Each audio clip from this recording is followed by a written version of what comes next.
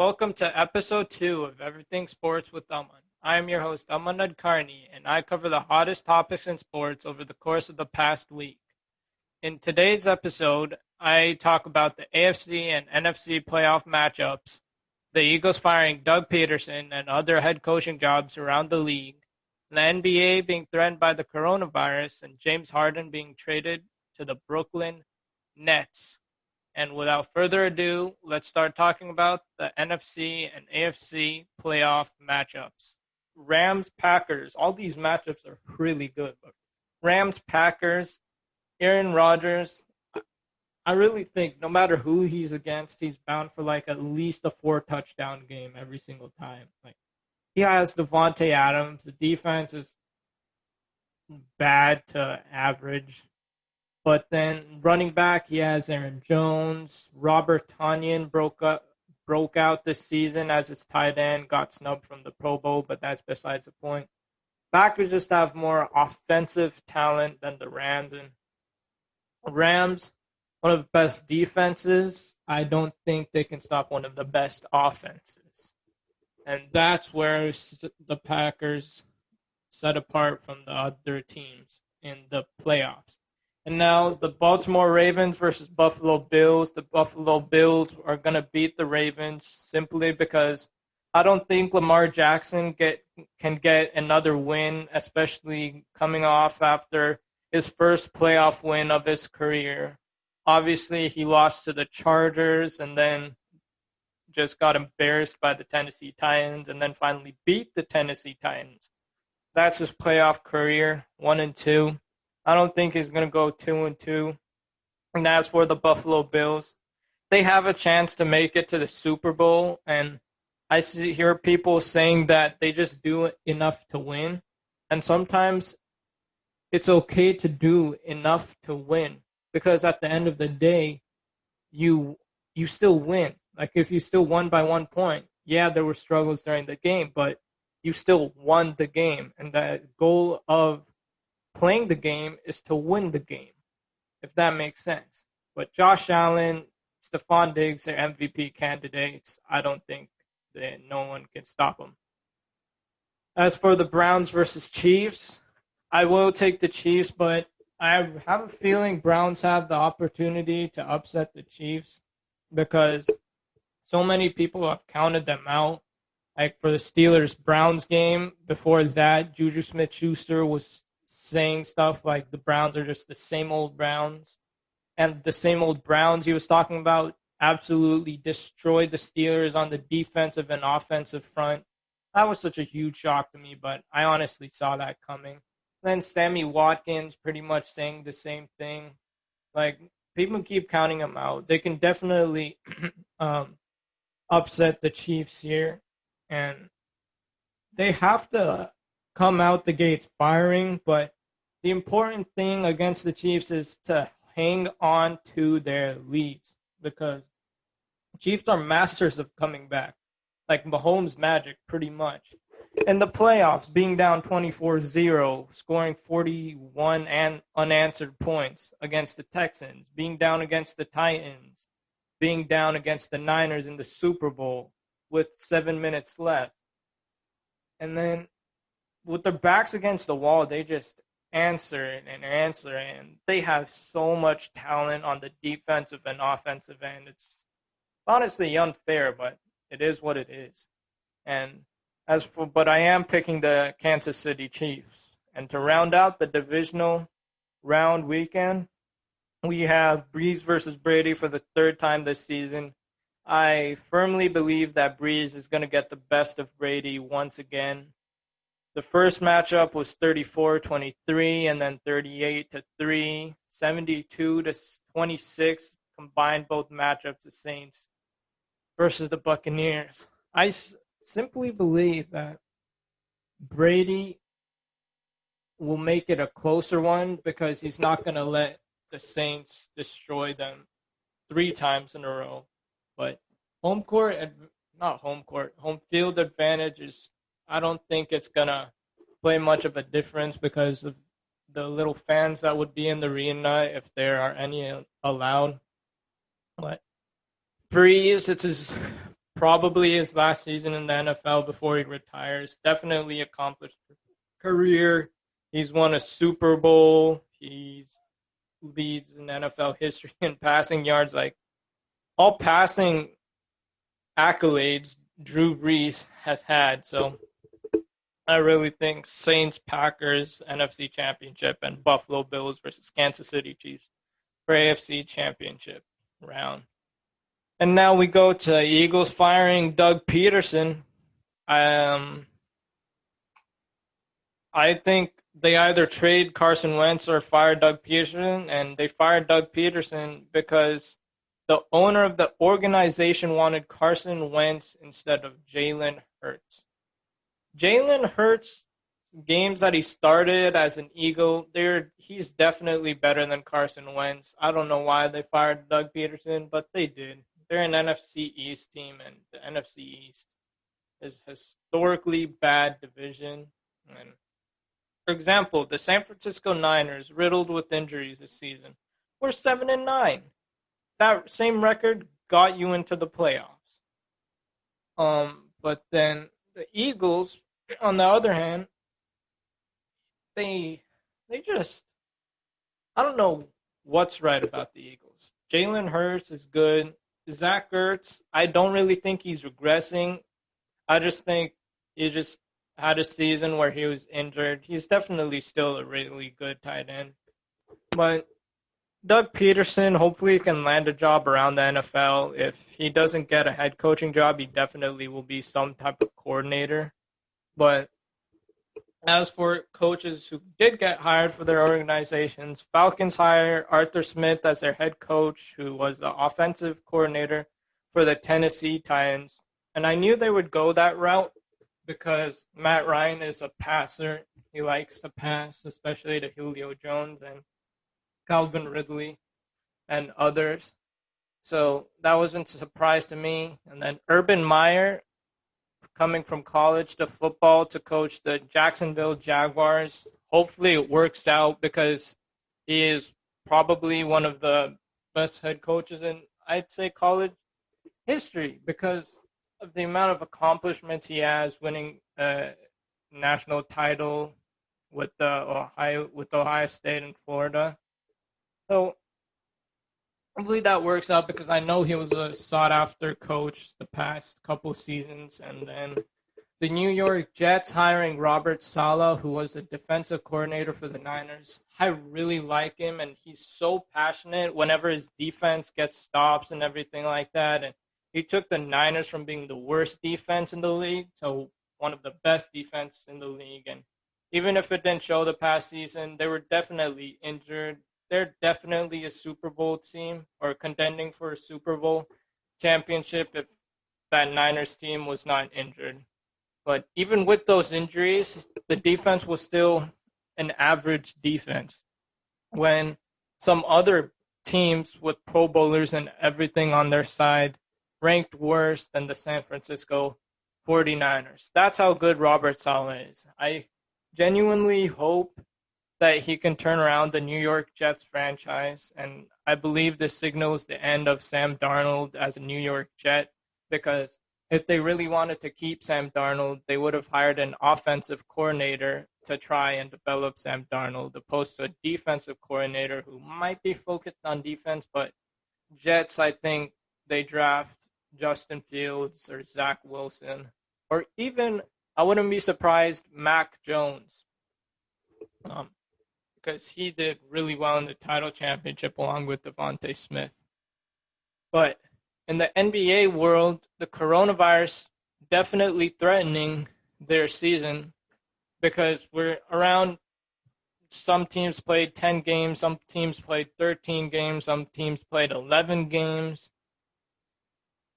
Just all over the place. Like Suns games are getting postponed, games around the league are getting postponed, players aren't playing.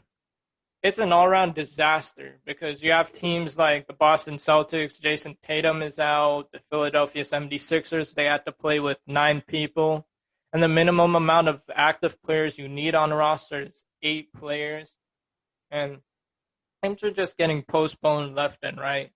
And they said that they plan for postponements, but I really don't know how they did. And I don't really see them finishing a season unless they decide to go to a bubble. And I know it was really good that they organized the bubble. And that was with 22 teams. I guarantee you they can find space for 30 teams. And I understand you can't have like a large gathering or anything like that. And if they're concerned about kids missing school and things like that and being away from family, school's virtual anyways. So might as well just bring your family along. But it has to be immediate family to limit the coronavirus. And I really believe that before the playoffs, it's going to be in a bubble, or the playoffs will be in a bubble format, because if they just continue like this, I don't really see how the NBA crowns a champion, simply because at one point in the season, teams are going to experience this coronavirus where their star players are going to be out. They're going to be out for a while.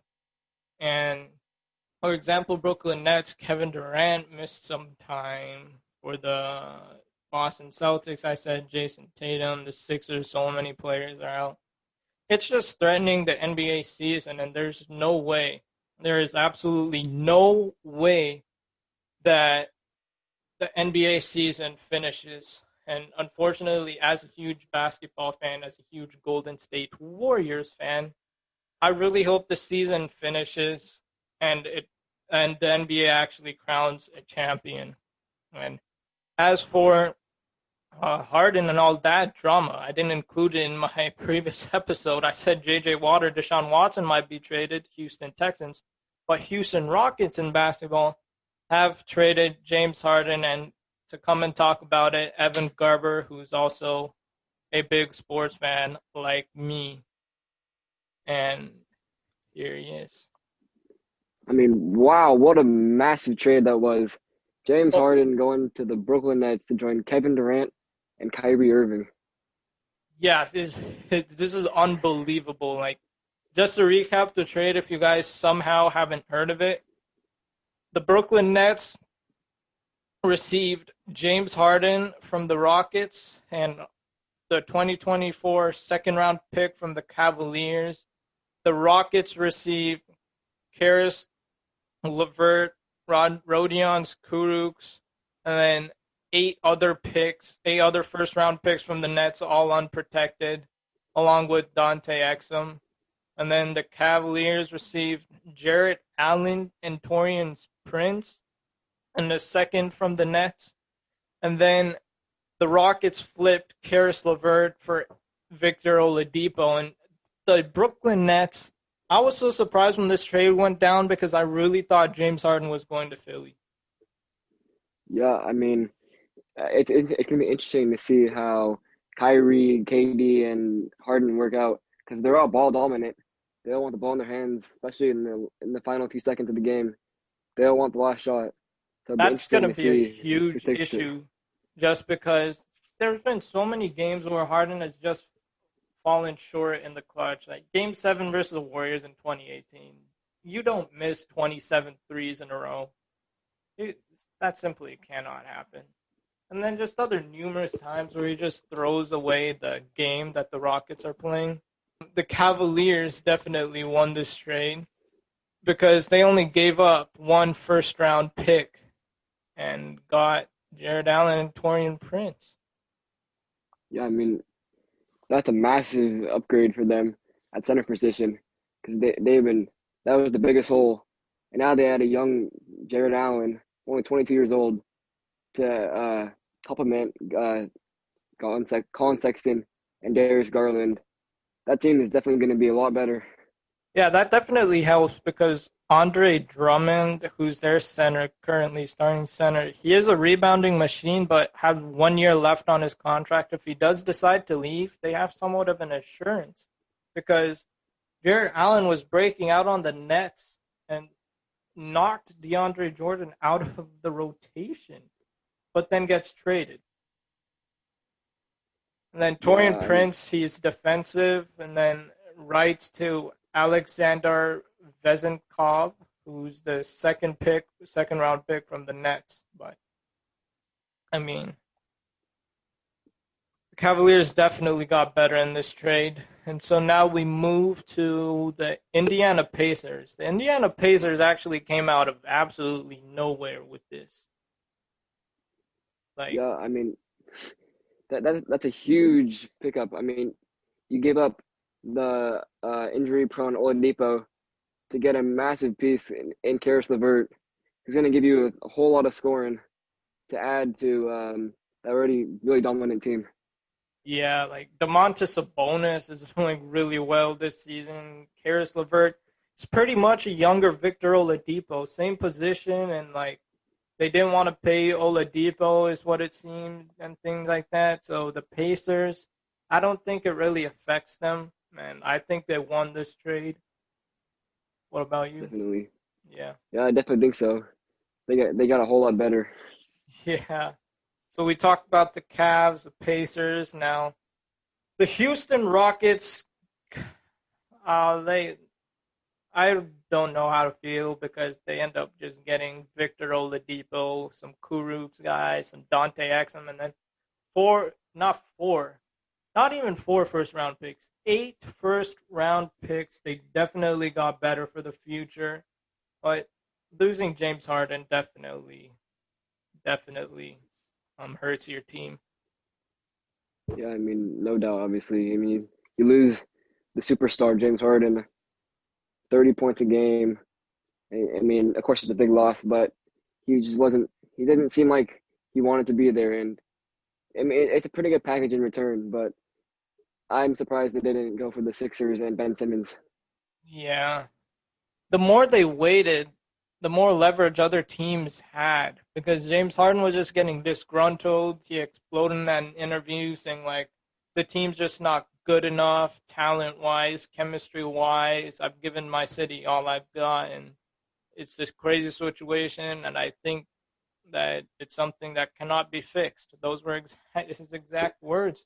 And so, yeah, like the Rockets lost this trade, is what I'm going to say. Yeah, I think so too. I mean, obviously you're gonna lose when you give up superstar James Harden. Yeah. But then the Brooklyn Nets, they did get James Harden, but at a hefty price. Yeah. Well, I just want to point this out quickly. Um, Kyrie Irving will not play on Saturday, so we'll have to wait till at least Monday for the trio Wow. to get back on the court Okay, together. wow. That is news because he was initially questionable for Saturday. And if this big three plays on Monday, the Nets are playing the Bucks.